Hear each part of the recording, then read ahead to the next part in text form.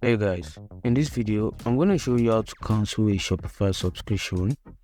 So first of all, you want to log into your Shopify. Once you log in on this page, click on My Store right here and then click on Manage Account. So what you want to do is click on this security and you want to scroll down and you want to make sure you're logged out of every account. So just click on log out.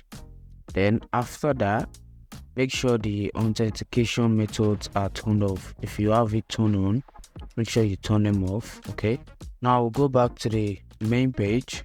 All right, so on the main page you want to click on settings right here. So here you want to go to plan.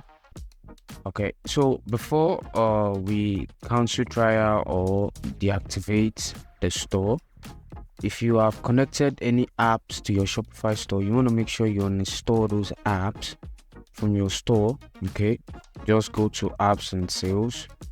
Okay, right here you can just click and then uninstall the apps in your store. So once you've done that, this is a trial. You can just click on cancel trial and then continue. Okay, but for you, if you're not on the trial, you already have a plan.